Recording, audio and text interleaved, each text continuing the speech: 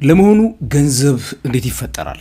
ይህ ሁሉ በትሪሊየን የሚቆጠር በኢትዮጵያ ገበያ ውስጥ የሚንቀሳቀሰው ብር ዓለም ላይ አለ ምንለው በቢሊየን በትሪሊየን ዶላር የሚቆጠሩ ገንዘቦች እንዴት ነው የሚፈጠሩት? ኢትዮጵያ ከሰሞኑ የራሷን የገንዘብ ኖቶች ማተም ትጀምራለች ሲባል ብዙዎች ግራ በመጋባት ሲናገሩ ሰምቻለሁኝ።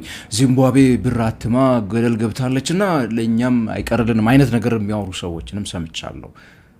ብዙ የተሳሳቱ ምልከታዎች ብዙ ሰዎች ሶሻል ሚዲያ ላይ ስላየውኝ እዚህ ገንዘብ እንዴት ይፈጠራል፣ እንዴትስ ተጀመረ፣ ሲጀመርስ የሚለውን ነገር ጨምሮ የገንዘብን አመጣጥ እንዴት እንደሚፈጠር፣ እንዴት ገበያ ውስጥ እንደሚሰራጭ፣ ህትመት የምትባሏ ነገር የዚህ ሁሉ ታሪክ በጣም ኤምንት የምትባሏ ትንሽየዋ ነገር ምን እንደሆነች ደግሞ በስተመጨረሻ ነግራችኋለሁ።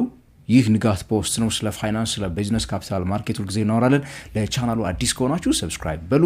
ከኢትዮጵያ ውጭ ካላችሁ ደግሞ ጆይን ካላችሁ ታበረታቱን አላችሁ። አበረታቱን እያልኩኝ በዚሁ ወደ ዛሬው ቪዲዮ የምገባ ነው የሚሆነው።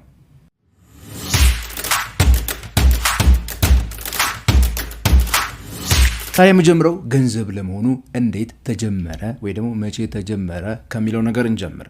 ገንዘብ የተጀመረው ሰዎች መገበያየት የሚባለውን ነገር ካሰቡበት ጊዜ ጀምሮ እንደሆነ መገመት አያዳግትም። ገዚህ ዓመተ ምህረት ብላችሁ ልትጠቅሱት ስለማትችሉ ማለት ነው።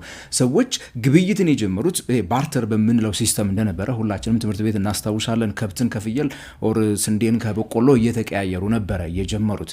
ነገር ግን ያ መቀያየር አላስኬድ ሲላቸው የሆኑ ንብረቶችን የሆኑ የሚፈልጓቸውን ነገሮች በሆነ ነገር መወከል ፈለጉ። ለዛ በመወከል ውስጥ እንግዲህ በስፋት የምናውቃት ማነች? አሞሌ ነች። ከዛ ሰው ምን ጀመረ ማለት ነው? ፍየልን በአሞሌ ገዝቶ ወተትን በአሞሌ ሽጦ እንደዚህ አይነት ነገሮች ውስጥ መግባት ጀመረ ማለት ነው። የገንዘብ ጅማሬ በአጠቃላይ የሰዎችን እምነት ነበረ የሚገልጸው ማለት ነው። ይሄንን የያዘውን ሰውዬ ወር ደግሞ ይሄንን የሚሰጠኝን ነገር ይዤ ሌላ ነገር አገኛለሁ ከሚል እምነት የመነጨ ነውና ገንዘብ አጀማመሩ ይሄኛው ነው። ግን ምን እያለ መጣ? እነዚህ ውስጥ ከአሞሌ ከምናምን ጋር አብረው ሌሎች ተቀባይነት የሚያገኙ ነገሮች እየተጨመሩ መጡና በዋናነት የወርቅ ሳንቲሞች፣ ወርቅ የሚባለው ነገር ግን ወደፊት እየመጣ መጣ ማለት ነው። ደህና ነገር የሚፈልጉ ሰዎች ወደ ወርቅ መሄድ ጀመሩ። ለዛ ዋነኛ ምክንያት ከነበሩት ነገሮች ውስጥ አንደኛ ነገር ወርቅ ለማግኘት በጣም ከበድ ያለ ነገር ስለነበረ ነው። ማንም ሰው ዝም ብሎ በቀላሉ የሚያገኘው ነገር ነበርና እንዲሁም ደግሞ ፌክ ለማድረግ ወይ ደግሞ ሰውን ለመደበቅ ለመሸወድ የማይቻል አይነት ነገር ነበርና እንዲሁም ደግሞ ከፍሎም ደግሞ የሆነ ነገሩን እንዲያው መልስ ለመልስ እንኳን ቢሉት የሚሆን አይነት ነገር ሆነ ማለት ነው። ከሌሎቹ አንፃር ሲታይ ማለት ነው። ለማጭበርበርም ቀላል ነገር ስላልሆነ ማለት ነው። ለማግኘትም ከበድ የሚል ነገር ስለሆነ ሁሉም ሰው እጅ ላይ የሚገኝ ነገር ስላልሆነ ወደ ወርቅ መዞር ተጀመረ። በዚህ ነው የወርቅ ሳንቲሞች ለረጅም ዓመታት በሰው ልጅ ታሪክ ውስጥ እንግዲህ ሲንቀሳቀሱ የኖሩት። ከዛ በኋላ ወርቅ ግን አንድ ችግር ነበረበት። እሱም ሰዎች ከሀገር ሄደው ግብይትን ለመፈጸም በሚያስቡበት ጊዜ ደግሞ ወርቅን ተሸክሞ ከሀገር መሄድ ሽፍታ የሚባል ነገር አለ። ብዙ ነገሮች ይገጥሟቸዋል። ይዞ መሄዱም ደግሞ ከባድ እየሆነ መጣ ማለት ነው። በዚህ ጊዜ ምን አይነት ነገር ተጀመረ? እነዚህ ወርቅ አቅልጠው የሚሸጡ ጎልድስሚዝ የምንላቸው ሰዎች ጋር እየሄዱ ሰዎች ምን ያደርጋሉ? 10 ግራም 20 ግራም ወርቅ ያስቀምጡና ደረሰኝ ይወስዳሉ። አንተ ጋር ይቀመጥልኝ በአደራ ብለው ማለት ነው። ከዛ ያንን ደረሰኝ ይዘው የሆነ ቦታ በሚሄዱበት ሰዓት ግብይት ይፈጽሙበታል። በየገበያው ወርቁን ይዘው ከሚዞሩ እገሌ የሚባለው ጎልድስሚዝ ጋር ይሄው 10 ወርቅ አለኝ፣ 10 ግራም ወርቅ አለኝ፣ ከዛ ላይ ይሄን ያህሉን ከፍያለሁ ብለው በዛ ደረሰኝ ግብይት ማድረግ ጀመሩ። ያኔ ነው እንግዲህ የገንዘብ ኮንሰፕት ከሆነ ከምናቃቸው ቁሶች ወደ ወረቀትነት መምጣት የጀመረው በዚህ በደረሰኛው ምክንያት ነው፣ በዛ ዘመን ማለት ነው።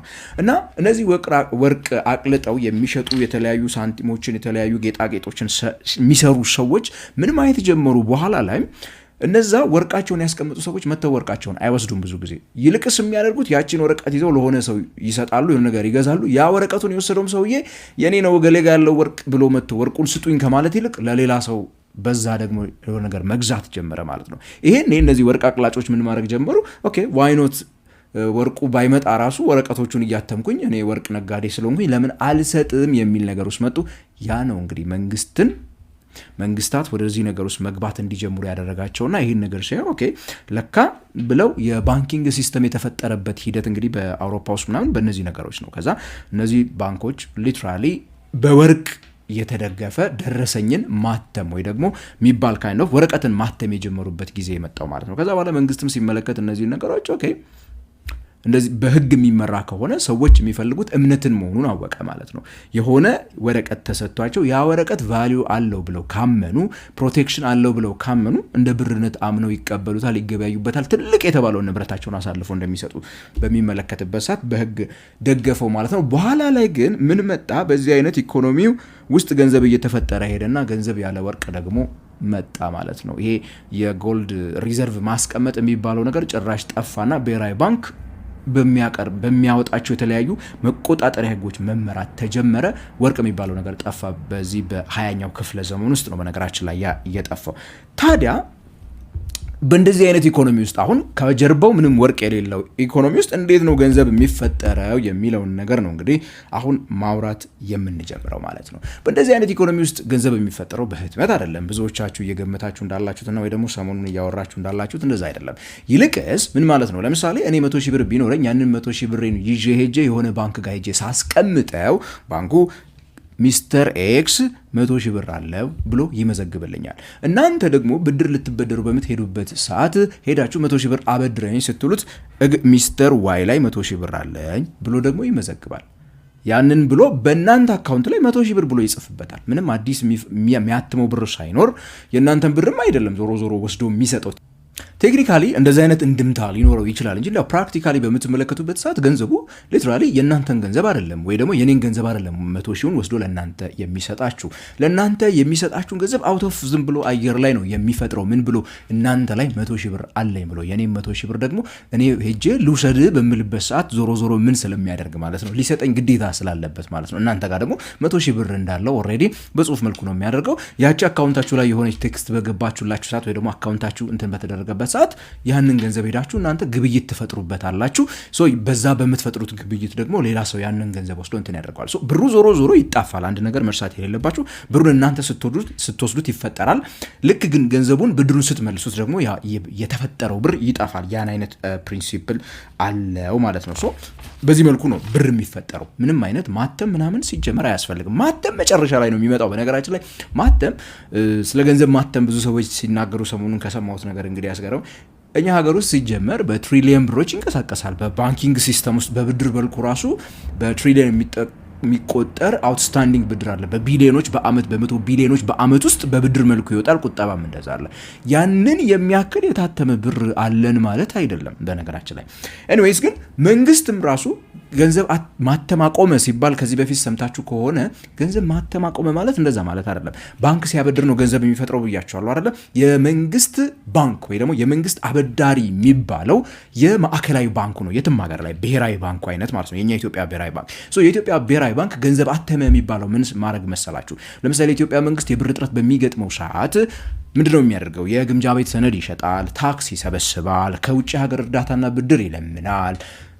ይህንን ሁሉ አድርጎ ግን ወጪ አውጥቶ ካቃተውና ወጪውን መሸፈን ካቃተው ብሔራዊ ባንክ ጋር ይሄድና አበድረኝ ይለዋል። ብሔራዊ ባንክን አበድረኝ ሲለው ምንድነው የሚያደርገው? በመንግስት አካውንት ላይ ወይ ደግሞ የገንዘብ ሚኒስተር አለ አይደል? የገንዘብ ሚኒስተር አካውንት ላይ ዝም ብሎ ምን ያደርጋል? 100 ቢሊዮን ብር ብሎ ያስገባለታል። ምንም ማተም አያስፈልገው። ያቺ የተፈጠረችው ቁጥር አካውንቱ ላይ ገብታለታለችና ለሆነ አካል መክፈል ሲፈልግ ለምሳሌ ስንዴ መግዛት ከፈለገ ስንዴ ለሚሸጡ ሰዎች 10 ቢሊዮን ያስተላልፍላቸዋል ማለት ነው። ምንም ማተም አያስፈልገው።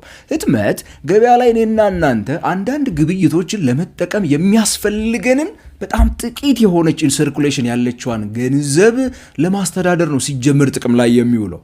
ባለ 200 ብር፣ ባለ 100 ብር፣ ባለ 10 ብር፣ 5 ብር፣ 50 ሳንቲም ብዙ የለም ገበያ ላይ በነገራችን ላይ። ከዛ ይልቅ እናንተ እኔ ለእናንተ በሞባይል እኮ ነው እቃ ስገዛችሁ ያንን ወደዛ ያኛው ወደዛ እያለ ነው እንጂ አብዛኛው አካል ጋር ወረቀቱ ብር አይደርስም። ወረቀቱ ብር ተከማይቶ አይቀመጥም። ያኛው ህትመት ሲጀመር በጣም ጥቂት በሆነ ቦታ ላይ የሞባይል ስልክ በትራንስፈር ግብይት ማድረግ የማይቻልባቸው ቦታዎች ላይ መገበያየት ስለማይቻልባቸው ቦታዎች ላይ ግብይት እንዲፈጸም የሚያግዝ ነው ሲጀመር ማለት ነው። መንግስት ገንዘብ ማተም የሚለው ነገር ሀሳቡ እንዳልኳችሁ ካበደረው አዲስ ብር ይፈጠራል። አዲስ ብር መፈጠር ኢንፍሌሽነሪ ወይ ደግሞ ይሄ የዋጋ ግሽበትን የማባባስ አቅም አለው። ካሽ መልቀቅ ወይ ወረቀቱን አይደለም፣ ወረቀቱ ህጋዊ ወረቀቱን መልቀቅ ሳይሆን ከዛ ይልቅ ብሩ መፈጠሩ ነው ኢንፍሌሽንን የሚያመጣው። ያንንም በመፍራት ነው የኢትዮጵያ መንግስት ባለፉት 2 ዓመታት ከብሔራዊ ባንክ ይሄው አቁም ያለው እርሜን ብሎ ትሬጀሪ ቢል ወይ ደግሞ ይሄ የመንግስት የግምጃ ቤት ሰነድ የሚባለውን በ300 ምናምን ቢሊዮን ድረስ የሸጠው በዚህ ባሳለፍነው ዓመት ማለት ነው። ሶ እንደዚህ አይነት ነገር ውስጥ የገባበት ዋነኛው ምክንያት ይሄን አላደርግም ብሎ ከማሰብ የተነሳ ነው። ባንኮችም እንደፈለጋቸው ገንዘብን እንዳይፈጥሩ እንግዲህ ክልከላዎች አሉባቸው። ለምሳሌ ካስታወሳችሁ የካፒታል አዲኩዌሲ ሬሽዮ የሚባለው ለምሳሌ አንድ ባንክ ብድር ለማበደር በአመት ውስጥ የሆነ ያህል ብድር አበድራለሁ ብሎ ተነስቶ ዝም ብሎ እንዳያበድር ከሚያደርጉት ነገሮች ውስጥ የተቀመጡለት የሪዘርቭ ሪኳየርመንቶች አሉት። ይሄን ያህል ብር ለማበደር ይሄን ያህል ፐርሰንቱ ካሽ አንተ ጋር መጀመሪያ ሊኖርህ ይገባል፣ ካፒታል ይሄን ያህል ሊኖርህ ይገባል ተብሎ ቁጠባ ይሄን ያህል መሰብሰብ አለብህ ይባላል ማለት ነው። የሰበሰበውን ቁጠባ 85% በላይ ማበደር አትችልም የሚሉ ክልከላዎች አሉ። እንደዛ አይነት ክልከላዎች ገበያው ላይ ብር ዝም ብሎ እንዳይበተንና ገበያውን እንዳይረብሸው ወይ ደግሞ የዋጋ ግሽበት የሚባለው ነገር እንዳያመጣ ይከላከላል ማለት ነው። አፍሪካ ውስጥ ወደ 9 የሚሆኑ የተለያዩ ሀገራት ወረቀቷን ብር ያትማሉ። ወረቀቷን ብር ማተም ትንሽ ነገር ነው። የኛን በዋናነት እንግሊዝ ሀገር የሚገኘው ዶላሩ የሚባል ካምፓኒ ነው በብዛት የኛን 200 ብር ብሮች የሚያትመው።